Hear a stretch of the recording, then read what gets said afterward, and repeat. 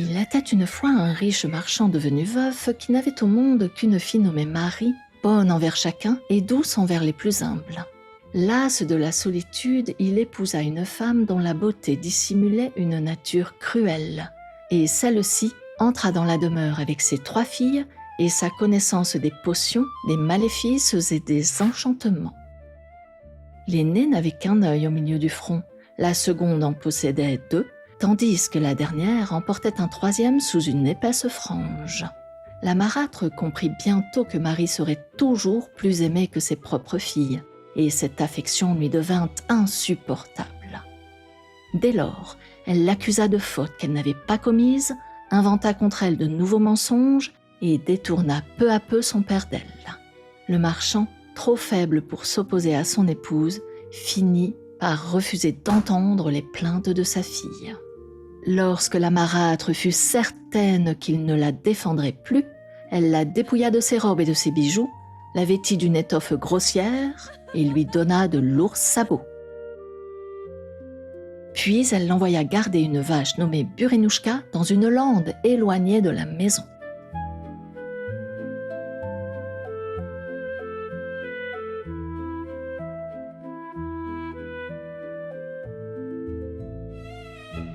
Durant plusieurs semaines, la marâtre ne lui donna chaque matin qu'une maigre croûte de pain, si bien que Marie s'affaiblit de jour en jour. Un après-midi, ses forces l'abandonnèrent avant la fin de la journée, et elle s'effondra dans l'herbe auprès de Burenouchka. « Ma douce Burenouchka, ma mère repose sous la terre, mon père ne m'écoute plus, et bientôt je mourrai de faim dans cette lande. Ne pleure pas, Marie, approche-toi de mon sabot droit, incline-toi devant lui, et n'aie plus aucune crainte. » Marie obéit, et aussitôt une nappe blanche apparut dans l'herbe, chargée de pain tendre, de fruits, de fromage et d'une coupe de lait. La jeune fille mangea enfin à sa faim, tandis que ses haillons se changeaient en une belle robe de princesse. Lorsque le soir approcha, elle s'inclina de nouveau devant le sabot de Burenouchka, et le repas disparut, tandis que ses pauvres vêtements reparurent. De retour à la maison, Marie posa sur la table la croûte de pain qu'elle avait emportée le matin. « Tu ne l'as donc pas mangée ?»« Je n'avais pas faim. » La méchante femme ne répliqua pas, mais elle observa longuement la croûte intacte, et de sombres soupçons s'éveillèrent en elle. Le lendemain matin, elle appela sa fille aînée. « Suis-la, ne la quitte pas du regard, et découvre ce qu'elle mange, qui l'aide et par quel moyen elle échappe à la faim. » Et lorsque Marie vit arriver un œil auprès, elle comprit aussitôt le piège. « Ma marâtre ne m'envoie aucune compagnie par bonté d'âme, alors il faudra que cet œil se ferme. » Vers midi, la chaleur devint lourde et un œil accepta volontiers de s'étendre dans l'herbe lorsque Marie le lui proposa. « Tu sembles fatiguée, ma sœur. Alors, allonge-toi dans l'herbe et je vais chercher de la mousse pour te faire un oreiller. » Dès qu'un œil se fut étendu, Marie lui caressa doucement les cheveux et murmura « Dors, ma sœur, dors sans crainte. Que le silence autour de toi demeure. Ferme-toi, mon petit œil, oublie surtout le jour, et que le sommeil t'emporte à ton tour. » À peine Marie eut-elle achevé ces paroles que l'œil unique se ferma. La jeune fille put alors s'incliner devant le sabot de Burenouchka, retrouver la table servie et porter sa belle robe jusqu'au soir.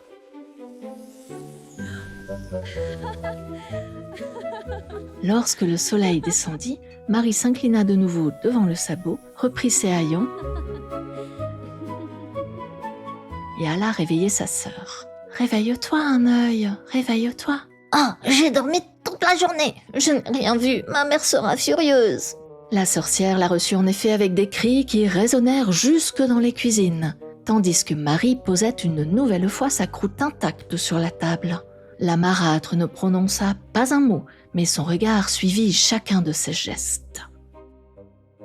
Le jour suivant, elle envoya 2 yeux. Celle-ci se montra plus méfiante et résista longtemps au sommeil. Mais la chaleur de l'après-midi finit par alourdir ses paupières. Lorsqu'elle consentit enfin à s'étendre dans l'herbe, Marie lui caressa les cheveux et chanta. Dors, ma sœur,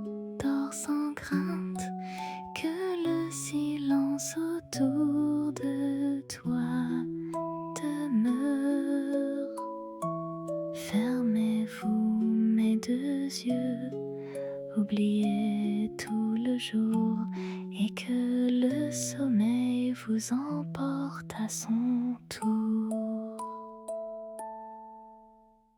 Les deux yeux se fermèrent et Marie profita de nouveau du prodige sans être vue. Le soir, elle rapporta une nouvelle croûte de pain intacte et la colère de la sorcière devint terrible. Le troisième jour, la marâtre appela sa plus jeune fille. « Ne l'écoute pas, ne bois rien, ne dors sous aucun prétexte et garde ton troisième œil caché sous ta frange. Si tu découvres son secret, je te couvrirai de bijoux. » Dans la lande, Trois Yeux lutta d'abord contre la fatigue, mais la chaleur finit par avoir raison d'elle. Son troisième œil demeurait entièrement dissimulé sous ses cheveux, si bien que Marie ne pouvait savoir qu'il resterait ouvert lorsque les deux autres se fermeraient. Elle répéta donc la formule de la veille. Fermez-vous mes deux yeux, oubliez tout le jour et que le sommeil vous emporte à son tour. Les deux yeux nommés se fermèrent aussitôt, mais le troisième demeura grand ouvert sous la frange, et il vit Marie s'incliner devant le sabot de Bourinnouchka, puis la nappe chargée de nourriture apparaître, et la belle robe remplacer les haillons.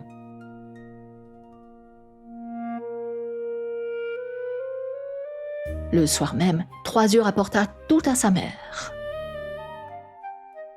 La sorcière exigea sur le champ que Bourinnouchka fût abattue. « Cette bête est jeune et saine.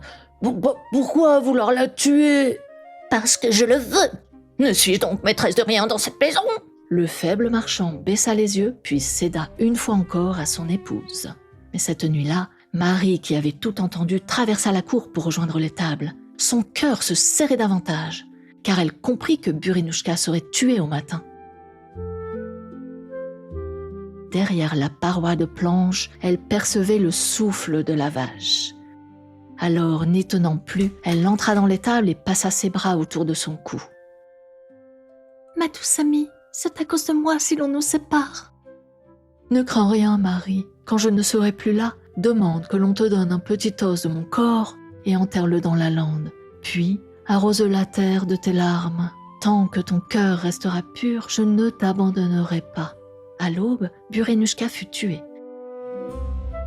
Marie demanda un petit os aux gens des cuisines, puis elle l'enterra dans la lande et pleura sur la terre fraîchement remuée.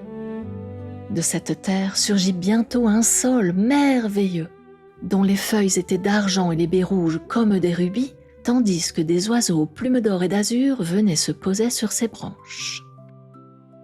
La renommée de cet arbre parvint bientôt jusqu'à Ivan Tsarévitch, fils d'un puissant tsar.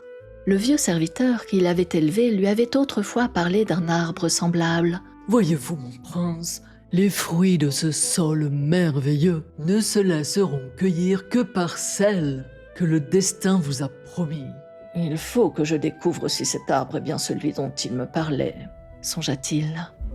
Et comme il désirait prendre épouse, il se rendit sur les terres du riche marchand en emportant un bol d'argent.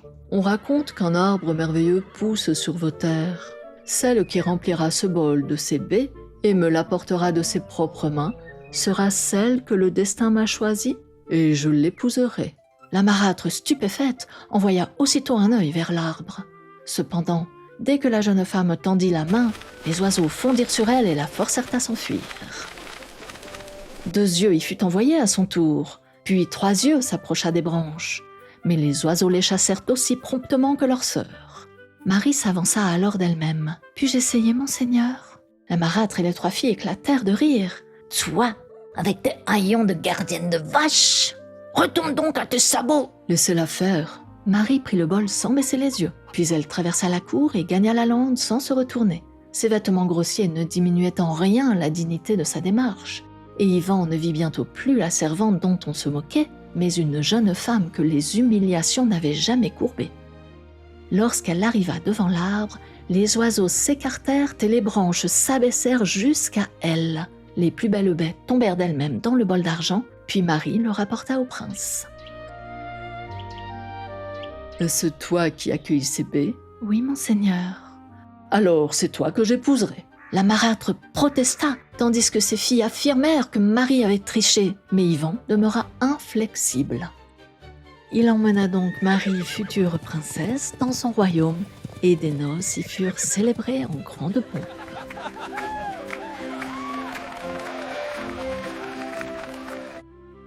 Au palais, Marie fut heureuse. Yvan écoutait son avis et lui témoignait un profond respect, tandis que la jeune femme continuait d'aider les pauvres et de faire distribuer du pain à ceux qui avaient faim.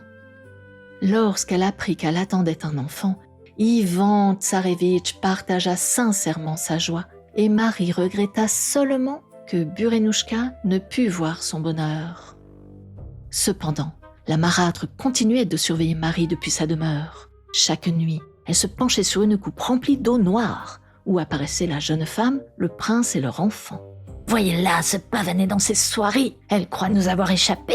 La sorcière prononça un maléfice au-dessus de la coupe, mais l'eau se mit à bouillir, puis le récipient se fendit entre les mains avant que le sort n'eût atteint le palais. « Ma magie ne porte pas assez loin, il est temps que vous appreniez à me seconder !» Dès lors, elle réunit chaque nuit ses 3 filles pour les initier à la magie. Un œil apprenait à reconnaître les plantes et à préparer des potions. 2 yeux s'exerçaient à changer de forme, tandis que 3 yeux apprenaient à voir au-delà des murs.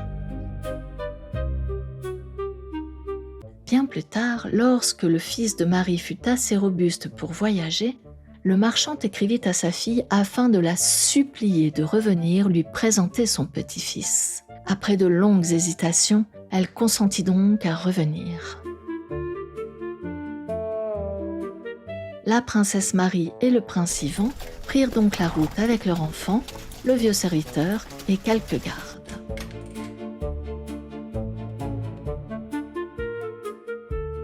À leur arrivée, la marâtre et ses 3 filles descendirent les marches de la demeure pour les accueillir.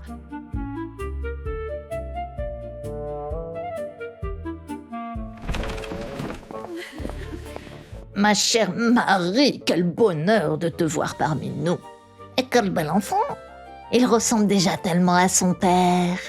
Marie leur répondit avec politesse, mais elle remarqua bien la froideur de leur regard et garda son fils bien près d'elle.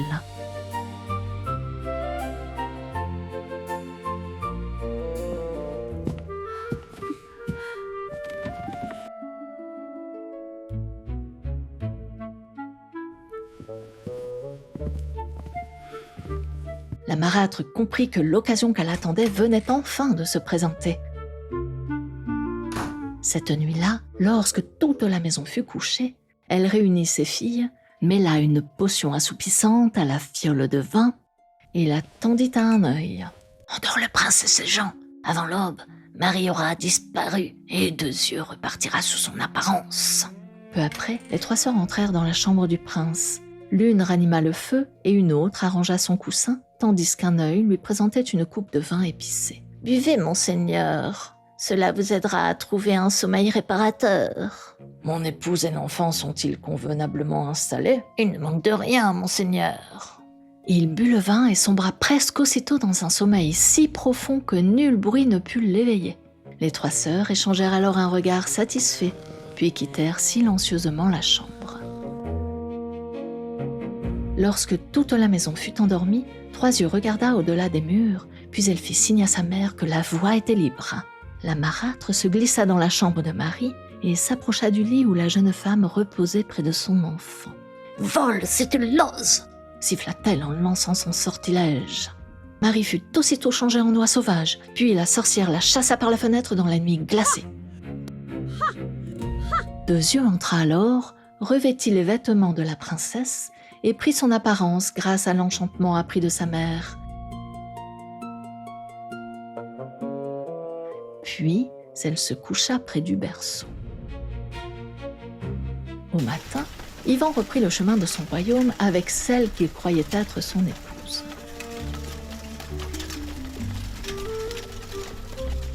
Cependant, dès leur retour au palais, le nourrisson se mit à pleurer sans cesse et refusa les bras de la fausse mère. Si bien qu'Ivan devint chaque jour plus inquiet. Un matin, n'y tenant plus, le vieux serviteur proposa d'emmener l'enfant prendre l'air dans l'espoir de l'apaiser. Il le conduisit dans une prairie et alluma un petit feu afin de le protéger du froid de l'aube. Peu après, un vol d'oies grises apparut dans le ciel.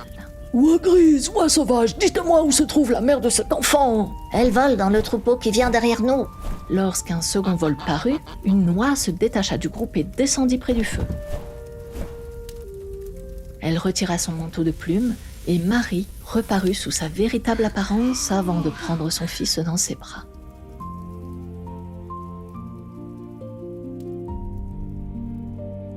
Aujourd'hui, je peux encore venir, mais bientôt, la magie m'emportera à jamais. Elle nourrit l'enfant qui se calma aussitôt et l'enlaça jusqu'à ce qu'il s'endormit. Puis elle reprit son plumage et rejoignit les oies sauvages.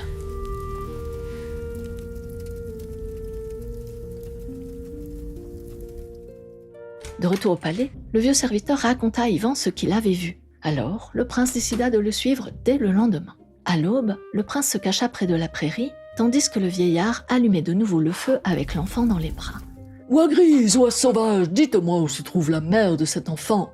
Elle vole dans le troupeau qui vient derrière nous. Marie descendit avec le second vol, puis elle ôta son manteau de plumes afin d'allaiter son fils. Mais elle n'eut pas le temps de le prendre, qu'Ivan sortit de sa cachette, s'empara du plumage et le jeta dans les flammes.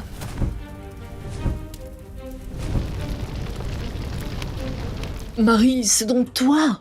Il voulut la prendre dans ses bras, mais le maléfice lutta avec fureur. Marie se changea d'abord en une grenouille dont la peau glacée lui brûlait les doigts. Puis elle devint un lézard qui se tordit entre ses mains. Elle prit enfin la forme d'un serpent colossal, mais Ivan ne lâcha point. Le serpent devint alors un fuseau de bois. Ivan s'en empara et le brisa net, puis le maléfice fut rompu. Marie reparut sous sa véritable apparence humaine et libre, et elle pleura contre le cœur de son époux, tandis que leur enfant tendait les bras vers elle. Lorsque deux yeux les aperçut revenir tous trois au palais, elle recula d'effroi. Elle est revenue. L'enchantement est détruit. Le prince Ivan ordonna aussitôt aux gardes de se saisir d'elle, puis il envoya des cavaliers chercher la marâtre, un œil, trois yeux et le marchand.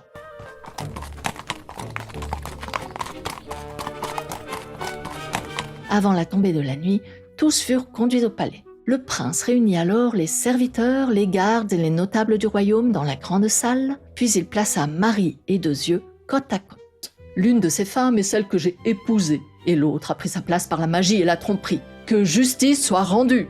Le vieux serviteur témoigna de ce qu'il avait vu dans la prairie. Puis le nourrisson qui pleurait fut retiré des bras de la fausse épouse, et il tendit aussitôt les mains vers Marie avant de se calmer contre son cœur. À cet instant, le visage d'emprunt de la fausse épouse se défit devant toute l'assemblée, et chacun reconnut deux yeux, la fille de la sorcière.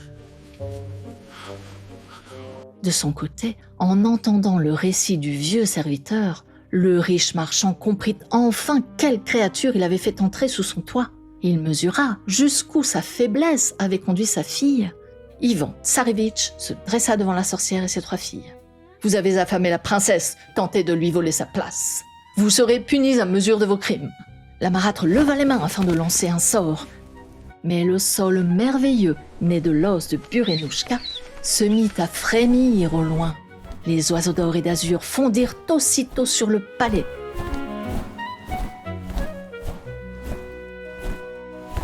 Puis les oiseaux saisirent les quatre femmes et les emportèrent loin au-delà de l'horizon. Le marchand s'approcha alors et demanda pardon à sa fille. « Ma fille, je t'ai abandonnée lorsque j'aurais dû te protéger. Aucun regret ne pourra effacer ce que tu as souffert par ma faute. » « Je vous pardonne, mon père, mais ma confiance sera longue à retrouver. » Elle lui permit néanmoins d'embrasser son petit-fils, puis le marchand reprit le chemin de sa demeure. La princesse Marie, le prince Ivan et leur enfant vécurent heureux longtemps dans le palais. Et l'on raconte que certaines nuits de printemps, lorsque Marie marchait seule dans les jardins du palais, une vache brune apparaissait au loin sous les saules argentés, tandis qu'une clochette légère tintait entre les arbres. Est-ce Burenouchka qui revenait veiller sur elle ou seulement un songe ? Nul ne saurait le dire. Merci à tous pour votre fidélité et votre soutien au conte de Sonia. N'oubliez pas de booster, de liker la vidéo et de laisser un petit commentaire si cette vidéo vous a plu. Merci et à bientôt.